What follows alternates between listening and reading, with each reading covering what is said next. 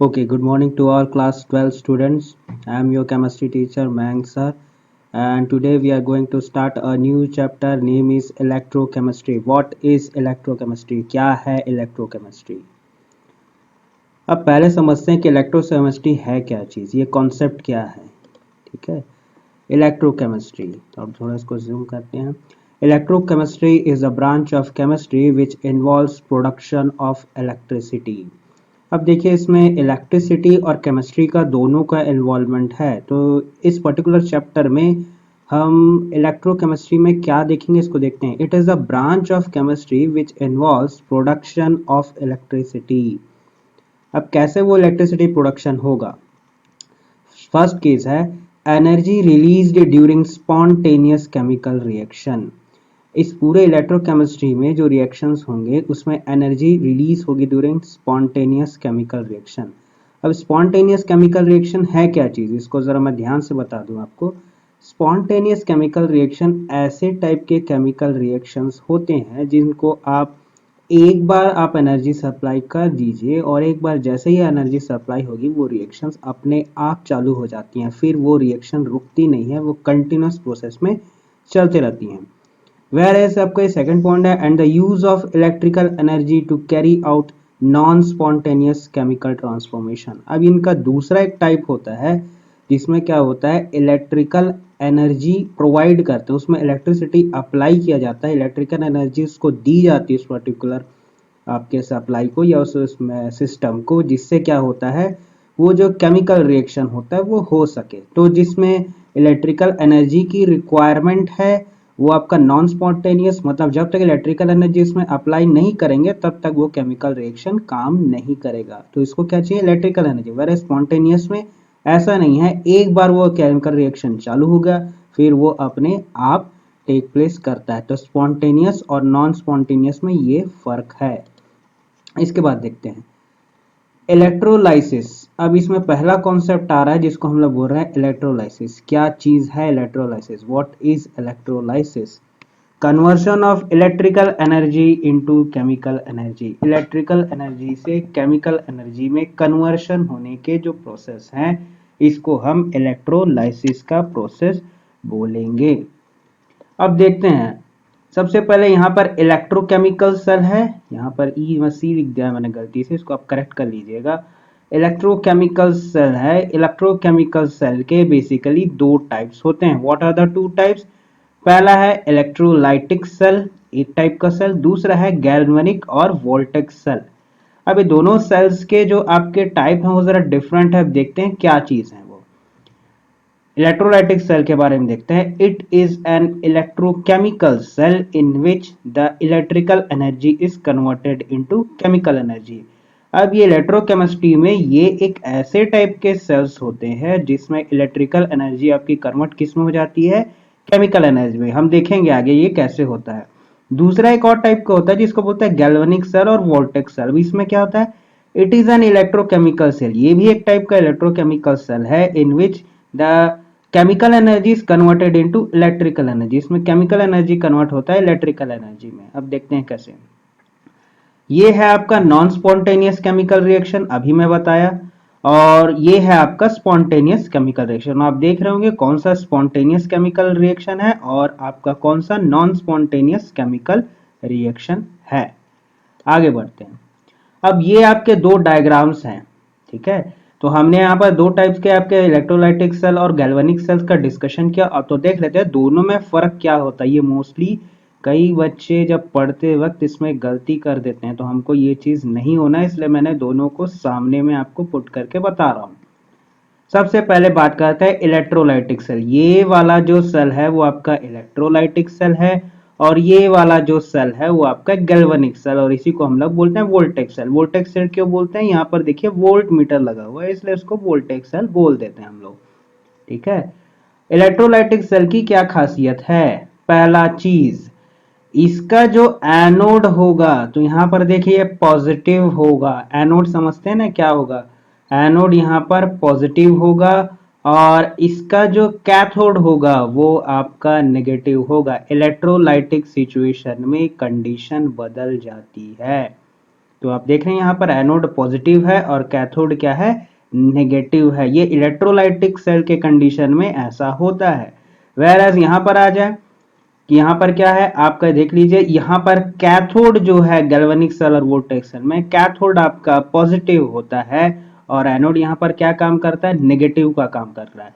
तो आपको बार बार इसमें कंफ्यूजन मत हो, सर एनोड तो नेगेटिव होता है पॉजिटिव होता है, ये कंफ्यूजन नहीं होने के लिए मैं पहले से बता रहा हूँ आपको कि इलेक्ट्रोलाइटिक सेल में एनोड क्या है, पॉजिटिव होता है और आपके गैल्वेनिक और वोल्टेज सेल में एनोड क्या होता है, नेगेटिव होता है। अब देखते हैं, पहले हम इसको पढ़ चुके हैं, changes electrical energy into chemical reactions. तो इलेक्ट्रिकल एनर्जी को किस में कर देता है, केमिकल रिएक्शंस में कन्वर्ट कर देता है। ये कौन है आपका, इलेक्ट्रोलाइटिक सेल। तो इसको हम लोग इलेक्ट्रिसिटी कहाँ से सप्लाई कर रहे हैं, बैटरी से सप्लाई कर रहे हैं, तब जाके यहाँ पर केमिकल रिएक्शन हो रहा है। ये किसका है, आपका इलेक्ट्रोलाइटिक सेल का। यहाँ पर एनोड पॉजिटिव है और कैथोड नेगेटिव है, ठीक है।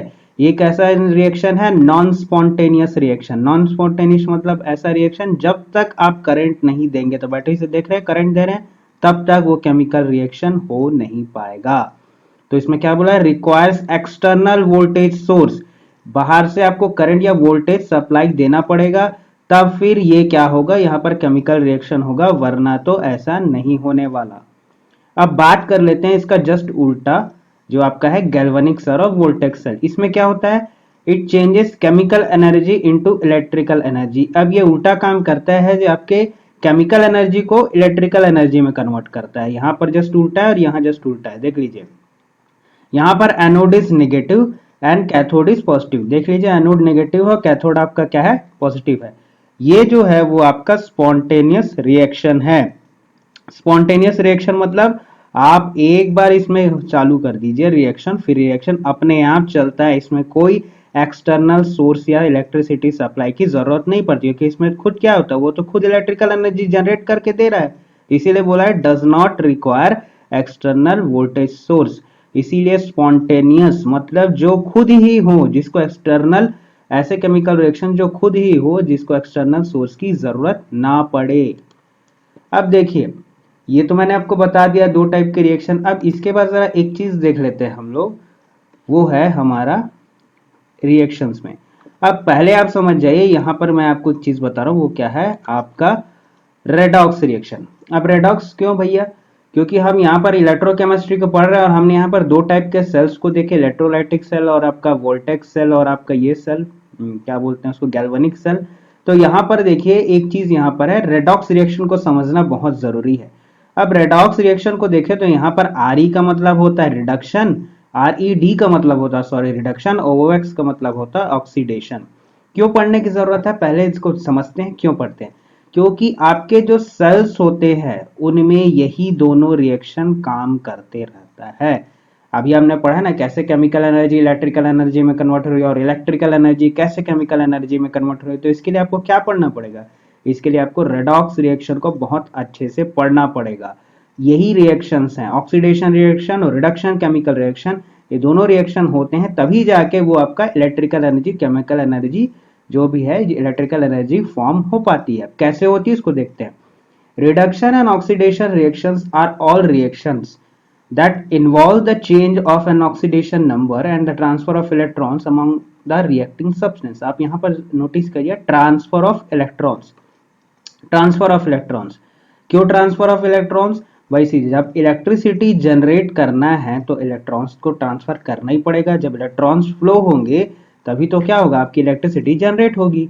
तो यहाँ पर सबसे पहले आ रहा है, सबसे पहले आता है ऑक्सीडेशन। क्या होता है ऑक्सीडेशन, ध्यान से समझिए। इलेक्ट्रोकेमिस्ट्री के केस में लॉस ऑफ इलेक्ट्रॉन्स, किसी भी इलेक्ट्रोड से लॉस ऑफ इलेक्ट्रॉन्स, मैं बताऊंगा कहां से लॉस ऑफ इलेक्ट्रॉन्स, पहले आप समझिए इसको।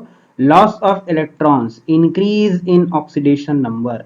अब यहां पर आपको दिख रहा होगा ये कुछ चीज, अब देखिए ये आपका जिंक सॉलिड है, ठीक है, और जिंक सॉलिड से यहाँ पर दो इलेक्ट्रॉन रिलीज हो रहे हैं और इसको बना रहे हैं आयंस में। तो जिंक आपको किसने बदल गया, आयंस में। कितने इलेक्ट्रॉन को लूज किया, दो इलेक्ट्रॉन को। इसीलिए देखिए यहाँ पर -2e दिया है, इसका मतलब क्या है, यहाँ पर 2 प्लस लग गया, देने वाला तो क्या है डोनेटर, तो प्लस लग गया और ये इलेक्ट्रॉन रिलीज हो गया। और इलेक्ट्रॉन सबके क्या होते हैं, निगेटिवली चार्ज होते हैं। अच्छा, यहाँ पर आया था रिडक्शन में। रिडक्शन में आपका क्या है, गेन ऑफ इलेक्ट्रॉन्स। तो पहला केमिकल रिएक्शन होता है ऑक्सीडेशन, इसमें होता है लॉस ऑफ इलेक्ट्रॉन। दूसरा केमिकल रिएक्शन होता है रिडक्शन, जिसमें होता है आपका गेन ऑफ इलेक्ट्रॉन्स। और reduction in oxidation number, oxidation number में रिडक्शन। अब देखिए क्या होता है, पहले तो सॉलिड था वो आयंस में कन्वर्ट हो रहा था, किसमें, ऑक्सीडेशन में। लेकिन रिडक्शन में क्या होता है, जो आयंस होते हैं कॉपर के, जो आयंस है वो वापस किस में कन्वर्ट हो जाएंगे, सॉलिड में आ जाएंगे। अब आपको यहाँ पर क्या चीज है, तो हमने जब यहाँ पर आप किसके बारे में पढ़ रहे हैं, जब हम इलेक्ट्रोकेमिकल सेल्स के बारे में पढ़ते हैं तो यहाँ पर ये होता है कि एक इलेक्ट्रोड यहाँ पर आपकी होती है जिंक की और एक इलेक्ट्रोड किसकी होती है, कॉपर की। तो जिंक क्या करता है, अपने इलेक्ट्रॉन को लूज करता है और सॉलिड से किस में बदल जाता है, आयंस में बदल जाता है, पॉजिटिव आयंस में। वेरस जब इलेक्ट्रॉन फ्लो करके जाते हैं और वापिस इधर आ जाते हैं आपके दूसरे इलेक्ट्रोड के पास, तो क्या होता है, जो आपका कॉपर आयंस में होता है, जैसे ही वो इलेक्ट्रॉन इसको मिलेंगे, देखिए प्लस मतलब यही इलेक्ट्रॉन जो रिलीज हो वो कॉपर को मिल जाते हैं दूसरे साइड दूसरे इलेक्ट्रोड में, तो वो किस में बदल जाता है, वो सॉलिड में बदल जाता है। तो ये रिएक्शन होता है। अब इस रिएक्शन में एक जगह ऑक्सीडेशन होता रहता है एक इलेक्ट्रोड में, और दूसरे इलेक्ट्रोड में क्या होता है, रिडक्शन होते रहता है। तो electrons are transferred from the reducing agent. Reducing agent अलग चीज है, ठीक है ना, रिडक्शन रिएक्शन अलग है, रिड्यूसिंग एजेंट है। तो ऑक्सीडेशन में देखिए क्या हो रहा है, ऑक्सीडेशन रिएक्शन जहां पर हो रहा है वहां पर जिंक वाली इलेक्ट्रोड अपने इलेक्ट्रॉन को लूज कर रही है। लूज कर रही है मतलब रिलीज करे, जिससे जिंक किसमें होता है, आयंस में कन्वर्ट कर रहा है। तो रूम से अपने इलेक्ट्रॉन को लॉस कर रहा है ना, तो जिंक क्या हो रहा है, रिड्यूस हो रहा है, कम होते जा रहा है। तो रिड्यूसिंग एजेंट, तो ये क्या है, रिड्यूसिंग एजेंट, यहाँ पर जिंक हुआ। द स्पीशीज बीइंग ऑक्सीडाइज्ड, तो ऑक्सीडाइज्ड कौन हुआ, जिंक है, ऑक्सीडाइज्ड हो गया। To the oxidising agent the species being reduced. तो यहाँ पर देखिए द स्पीशीज बीइंग ऑक्सीडाइज्ड, तो ऑक्सीडाइज्ड कौन हो रहा है, zinc, to the oxidising agent to the species being reduce. तो इलेक्ट्रॉन्स ट्रांसफर कहां से कहां हो रहे हैं, electrons transfer from the reducing agent the species being oxidised to the oxidising agent. तो रिड्यूसिंग एजेंट ऑक्सीडाइज्ड होता है और ऑक्सीडाइजिंग एजेंट यहाँ पर क्या होता है, रिड्यूस्ड होता है। इसको आप सिंपल से समझने के लिए क्या है, जिंक यहाँ पर क्या है, जिंक आपका रिड्यूसिंग एजेंट है और कॉपर आयन क्या है, कॉपर यहाँ पर आपका ऑक्सीडाइजिंग एजेंट है। यहाँ पर क्या है, ऑक्सीडाइज्ड कौन हो रहा है, ऑक्सीडाइज्ड हो रहा है zinc, the species being oxidised, oxidised हो रहे हैं यहाँ पर zinc, to the oxidising agent, oxidising agent यहाँ पर कॉपर है, द स्पीशीज बीइंग रिड्यूस, तो यहाँ पर कॉपर ये आ रहा है, तो स्पीशीज बीइंग ऑक्सीडाइज्ड। तो रिड्यूसिंग एजेंट यहाँ पर ऑक्सीडाइज्ड होता है और ऑक्सीडाइजिंग एजेंट यहाँ पर रिड्यूस होता है, द स्पीशीज बीइंग रिड्यूस्ड। अब यहाँ पर देखते जाइए वो कैसे, तो आयंस क्या है, रिड्यूस हो रहा है, रिड्यूस होकर आप किसमें बन रहा है, सॉलिड में कन्वर्ट हो रहा है। तो आयंस क्या हो रहे हैं, रिड्यूस होते जा रहे हैं। अब देखते हैं इसके आगे। अब देखिए दो टाइप के सेल्स हैं, अब दो टाइप के सेल्स अब देखिए कौन कौन से। अब ये देखिए आपको बताया था, एक इलेक्ट्रोलाइटिक जिसमें हमको पावर सप्लाई करना पड़ता है, तो ये देखिए इसको पावर इलेक्ट्रिकल एनर्जी दे रहे हैं तब जाके इसमें केमिकल रिएक्शन होगा। अब यहाँ पर है इलेक्ट्रोलाइटिक सेल, इसमें कोई एनर्जी देने की जरूरत नहीं है। और यहाँ पर अब एनोड और कैथोड दोनों में अलग अलग होता है, इलेक्ट्रोलाइटिक में एनोड पॉजिटिव होता है और इसमें निगेटिव होता है, कैथोड यहाँ पॉजिटिव होता है, कैथोड यहाँ पर निगेटिव होता है, इसलिए दोनों कंपेयर करके बता रहा हूँ। अच्छा, इस केमिकल रिएक्शन से इलेक्ट्रिक एनर्जी मिलती है, बट इस केमिकल रिएक्शन को चलाने के लिए उल्टा इलेक्ट्रिक एनर्जी देना पड़ता है, दोनों को समझिएगा। तो energy release by spontaneous redox reaction. अब रेडॉक्स क्योंकि एक जगह हो रहा है आपका रिडक्शन, आपका एक जगह हो रहा है क्या, ऑक्सीडेशन, और दूसरे जगह क्या होगा, रिडक्शन, ठीक है ना। तो देखते हैं, तो ऑक्सीडेशन हाफ रिएक्शन और इसके बाद रिडक्शन हाफ रिएक्शन। तो ऑक्सीडेशन हाफ कहाँ होगा, एक साइड में, तो यहाँ पर जो है आपका ये Y है वो आपका क्या ऑक्सीडाइज होगा, और एक जगह होगा आपका इलेक्ट्रॉन रिलीज करेगा। तो एक जगह ऑक्सीडेशन होगा, एक जगह रिडक्शन होगा, ठीक है। तो एक जगह ऑक्सीडेशन और एक जगह आपका रिडक्शन। तो यहाँ पर देखते हैं, समझते हैं कि ऑक्सीडेशन रिएक्शन कैसे होता है। अब यहाँ पर एक आपके पास मैं सामने मेरे पास एक डायग्राम है, एक वीडियो रिप्रेजेंटेशन, जिसका आपको और अच्छे से समझ में आएगा। अब देखिए होता क्या है, इसमें देखिए एनोड की कंपार्टमेंट है। अब एनोड देखिए कहां पर होता है, ये है एनोड। अब एनोड कहां पर है इसको देख लेते हैं हम लोग। ये है आपका एनोड, देख रहे हैं यहाँ पर, ये है आपका एनोड। तो इस एनोड में हमको क्या करना है, ये चालू हो जाएगा। तो इसको देखते हैं। तो एनोड आप समझिए वही एनोड की इलेक्ट्रोड है, उसकी वॉल्स में क्या हो रहा है इसको ध्यान से देखिए। अब एक्चुअली हो क्या रहा है, ये देखिए ये सब आयंस हैं। कौन से आपके आयंस हैं। तो यहाँ पर देख लीजिए जिंक। तो जिंक क्या है देखिए, पहले था सॉलिड, अब किस में कन्वर्ट हो गया, Zn2+। दिखा आपको यहाँ पर, फिर से मैं आपको दिखा रहा हूँ, यहाँ पर देखते जाइए। ये जो है Zn2+, देख रहे हैं आप, ये Zn2+ में टूट के अलग हो गया। उसके बाद देखते हैं, अब यहाँ पर इलेक्ट्रिकल एनर्जी Zn2+ में कन्वर्ट हो गया। अब ये आपके वायर्स में जा रहा है, वही वायर जो कनेक्टेड है। अब ये वायर्स में कनेक्टेड होते होते जाएगा दूसरे वाले चेम्बर में पहुंचेगा। अब देखिए फिर से बता रहा हूं, अब कैसे होगा काम, यहाँ पर देखते जाइए क्या होगा। यहाँ पर है, अब इसको थोड़ा और अच्छे से देखते हैं। ये देखिए इसको समझिए, यहाँ पर वोल्ट मीटर क्यों लगा हुआ, वोल्ट मीटर आपका करंट को पकड़ने के लगा हुआ। अब देखिए यहाँ पर जिंक है, तो जिंक, अब ये कौन सा है आपका, यही है आपका जो आपका क्या बोलना चाहिए इसको, आपका ये है कौन सा सेल, आपका वोल्टेक सेल, ठीक है ना, वोल्टेक सेल और गैल्वेनिक सेल। अब इसमें होता क्या है ध्यान से देखिए। इसमें क्या होता है, आपका जिंक है, तो जिंक वाली ये रॉड है और आपकी कॉपर वाली ये रॉड है। तो वीडियो में आपने देखा यहाँ पर जिंक जो था वो Zn2+ में टूट के अलग हो रहा था। तो देखिए जिंक जो टूट के अलग हो गया, Zn2+ इसी सॉल्यूशन में आ गया। अब यहां से इलेक्ट्रॉन फ्लो होगा, इलेक्ट्रॉन फ्लो होके इस वायर से ऐसे जाएगा, तो वीडियो में आप देख रहे थे ना, और यहाँ पर नीचे आएगा। अब नीचे क्या है आपकी कॉपर की रॉड। तो यहाँ पर पहले से क्या थे, कॉपर के आयंस थे। तो कॉपर के आयंस अब जाके इसमें चिपकेंगे, किस में कन्वर्ट हो जाएंगे, सॉलिड में। इस रिएक्शन को देखिए कैसे समझेंगे। यहाँ पर Zn जो सॉलिड था, ये देखिए Zn सॉलिड था, वो टूट के किस में बदल गया, आयंस में। और इसके इलेक्ट्रॉन रिलीज हो गए, बाहर निकल गए। इलेक्ट्रॉन रिलीज होके कहां से जाएंगे, इस वायर से जाएंगे। और इसको चेक कौन करेगा, वोल्ट मीटर चेक करेगा कि इसमें इलेक्ट्रॉन फ्लो हो रहा है कि नहीं। इलेक्ट्रॉन्स यहाँ से ट्रैवल कर किसके पास पहुंच गए, कॉपर के पास पहुंच गए। अब कॉपर के पास जब इलेक्ट्रॉन आया तो यहाँ पर क्या थे, कॉपर के आयंस थे। तो यहाँ कॉपर के आयंस फिर किस में कन्वर्ट हो जाएंगे, सॉलिड में। तो यहाँ पर देखिए कॉपर के आयंस को 2 इलेक्ट्रॉन मिले जो जिंक वाले ने छोड़े थे। तो जैसे ही ये 2 इलेक्ट्रॉन कॉपर को मिले, कॉपर क्या होगा, आपका सॉलिड में बदल जाएगा। तो एक जिंक आपका बदल रहा है आयन में, और इधर आयन किस में बदल रहा है, सॉलिड में। तो यहाँ बदल रहा है सॉलिड आयन में कन्वर्ट हो रहा है, और यहाँ उल्टा आयन किस में कन्वर्ट हो रहा है, सॉलिड में। तो इलेक्ट्रॉन जिसके पास जा रहे हैं वो सॉलिड में कन्वर्ट हो रहा है, और जिससे निकल रहे हैं वो आयंस में कन्वर्ट हो रहा है। तो आपको समझना चाहिए यहाँ पर क्या चीज है। तो होगा क्या इससे, ये जो जिंक की आपकी रॉड है ना, ये रॉड धीरे धीरे धीरे धीरे इसकी थिकनेस क्या होती जाएगी, कम होते चले जाएगा, कम होते चले, क्योंकि इलेक्ट्रॉन भाई भागते जा रहे हैं। तो और सॉलिड क्या है, घटते जाएगा, घटते जाएगा तो क्या होगा, ऑक्सीडेशन होगा। और यहाँ पर क्या है, ज्यादा से ज्यादा आपके Zn2+ आयन इस सॉल्यूशन में आ जाएंगे, और इसकी जो थिकनेस है कम हो जाएगी।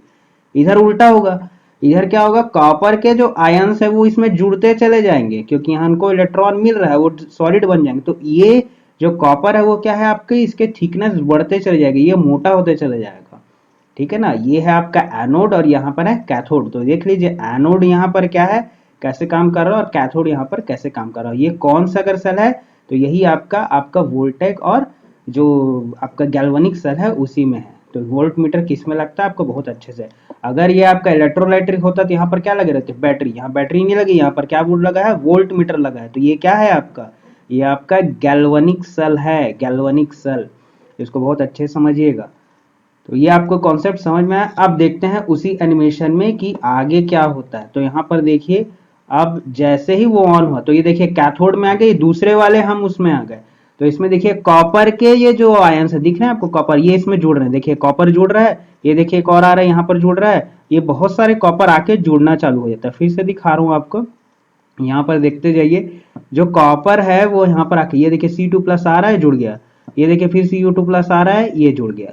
तो यहाँ पर क्या है, इसकी थिकनेस जो है ना वो क्या है, बढ़ती जाएगी, और ये इलेक्ट्रोड क्या है, मोटा होता चलेगा। तो ये आपका देखिए ये है एनोड और ये है आपका कैथोड। तो ये सब चीज आपको समझ में आनी चाहिए। अच्छा, एक और चीज यहाँ पर, वो चीज ये है कि यहाँ पर एक और चीज है जिसको हम क्या बोल रहे हैं, सॉल्ट ब्रिज। अब सॉल्ट ब्रिज क्या होता है, ये देखिए सॉल्ट ब्रिज। अब सॉल्ट ब्रिज है, बहुत से बच्चे समझते होंगे ये क्या सॉल्ट ब्रिज, नमक का ब्रिज है ऐसे करके, एक टाइप का सॉल्ट ही होता है। और इस सॉल्ट का काम क्या होता है इसको ध्यान से देखिए। सॉल्ट ब्रिज तो आप समझ गए ना,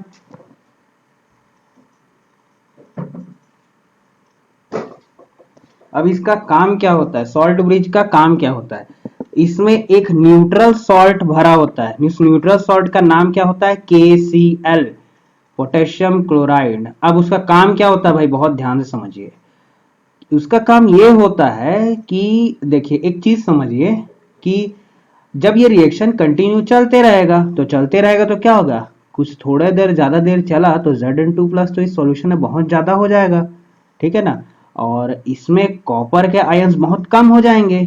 अब इसको मेंटेन करने के लिए क्या करना पड़ेगा, इसको मेंटेन करने के लिए सॉल्ट ब्रिज लगाता है। सॉल्ट ब्रिज क्या करता है, जिंक के आयंस को ज्यादा नहीं होने देता और कॉपर के आयंस को एकदम कम नहीं होने देता। क्यों यहाँ पर क्यों ऐसा है, अब इसको समझिए क्यों ऐसा होता है, इसको बहुत ध्यान समझिए। ये इसलिए होता है कि ज्यादा देर तक हमारा केमिकल रिएक्शन चले, क्योंकि अगर Zn2+ एकदम से ज्यादा हो जाएगा तो रिएक्शन क्या होगा, हमारा बंद हो सकता है। तो इलेक्ट्रिकल न्यूट्रलिटी को हमको क्या करना पड़ेगा, मेंटेन करके रखना पड़ेगा। क्यों, क्योंकि अगर ज्यादा देर करेंगे तो क्या होगा, एक टाइम क्या होगा, Zn2+ जो होगा उसकी संख्या यहाँ पर Zn2+ की संख्या बहुत बढ़ जाएगी और यहाँ पर कॉपर की जो संख्या है बहुत कम हो जाएगी। तो फिर क्या होगा, हमारे रिएक्शन में क्या होगा, इसमें रुकने के चांसेस है। तो इसको कंटिन्यूटी बनाने के लिए इलेक्ट्रिकल न्यूट्रलिटी को बनाए रखने के लिए क्या होता है, यहाँ पर होता है। KCl क्या करता है इसको ध्यान से देखिए।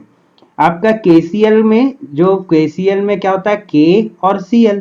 तो KCl में K और Cl का क्या काम होता है, जो Cl होता है वो Cl क्या करता है, वो Cl इधर आता है और Cl जब टूटता है तो आपका KCl में जो पोटेशियम होता है वो अलग होता है, वो पॉजिटिव में हो जाता है, और Cl आपका निगेटिव होता है, वो निगेटिव।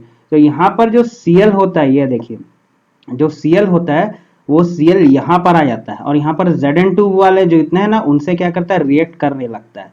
अब रिएक्ट करने से क्या होता है, ZnCl बनने लगते हैं और Zn2 की जो परसेंटेज है वो क्या ज्यादा बढ़ नहीं पाती, क्योंकि KCl से Cl- निकला और ये क्या है, प्लस वाला, तो Cl- प्लस वाले के साथ आ जाता है और आपका क्या बनाता है, ZnCl बना लेता है। ठीक है, तो यहाँ पर जिंक के कितने भैया, जिंक के कितने पॉजिटिव चार्ज हैं, यहाँ जिंक के 2 पॉजिटिव चार्ज है, तो क्लोरीन कितना लगेगा 2, तो क्या बनता है, जिंक क्लोराइड ZnCl2 बनेगा। अच्छा यहाँ पर क्या होता है, अब क्लोरीन तो निगेटिव वाला और इसमें क्या है, जो आपका पोटेशियम है जो K है वो क्या है आपका पॉजिटिव वाला, और यहाँ पर क्या है आपका, यहाँ पर देखिए इसमें क्या है, कॉपर सल्फेट का सॉल्यूशन था। तो कॉपर सल्फेट में जो कॉपर था वो तो आके इसमें चिपक गया भाई, और इसी की वजह से क्या हो रहा है, इस रॉड की थिकनेस बढ़ते जा रही है।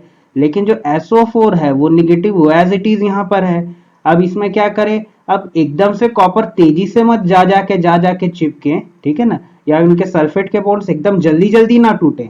इसीलिए क्या होंगे, इस रिएक्शन को, यहाँ की जो स्पीड है, यहाँ भी रिएक्शन एकदम स्पीड से ना चले, यहाँ भी रिएक्शन ना स्पीड से ना चले, एक यूनिफॉर्म वे में चले। तो क्या होता है, यहाँ पर आपका पोटेशियम आता है। पोटेशियम क्या है आपका, पोटेशियम आपका पॉजिटिव है। पॉजिटिव आके किससे चिपकेगा, पॉजिटिव आके चिपकेगा आपका नेगेटिव। तो यहाँ पर देख लीजिए SO4 के ऊपर कौन सी चार्ज है, नेगेटिव चार्ज। तो पोटेशियम आके इसी से क्या होता है, अटैच्ड होता है। तो इसी से अटैच्ड होता है, तो इससे क्या, इनका भी नंबर यहाँ पर क्या रहता है, मेंटेन रहता है। और ऐसे ही ये जो पूरा केमिकल रिएक्शन है वो ज्यादा देर तक चलता है इसी सॉल्ट ब्रिज के वजह से, और इसमें जो सॉल्ट है उसके वजह से। ये सॉल्ट धीरे धीरे आयंस में टूट टूट के दोनों साइड से क्या होते हैं, इनके नंबर को मेंटेन रखते हैं, और ऐसे ज्यादा देर तक हमारा करंट क्या होता है, इसमें फ्लो होते रहता है। और ऐसे ही ये इलेक्ट्रिक करंट हमको मिलते रहता है। तो इलेक्ट्रॉन का डायरेक्शन है वो यहाँ से भैया, आपके एनोड है, एनोड ये रहा, और एनोड से यहाँ आ गया कैथोड में। तो इलेक्ट्रॉन का डायरेक्शन यहाँ, लेकिन जो करंट का डायरेक्शन होगा, करंट का डायरेक्शन देखिए वो उल्टा, इलेक्ट्रॉन्स के डायरेक्शन के जस्ट उल्टा फ्लो करता है करंट। तो हमको कंटिन्यूटी करंट इससे मिल पाता है, क्योंकि अगर हम सॉल्ट ब्रिज ना लगाएं तो रिएक्शन बहुत जल्दी खत्म हो जाएगा और हमको लॉन्ग टाइम तक या लॉन्ग ड्यूरेशन टाइम तक करंट नहीं मिल पाएगा। ठीक है, तो होप ये चीज़ आपको समझ में आया होगा, और नेक्स्ट क्लास में हम इसके आगे डिस्कशन करेंगे।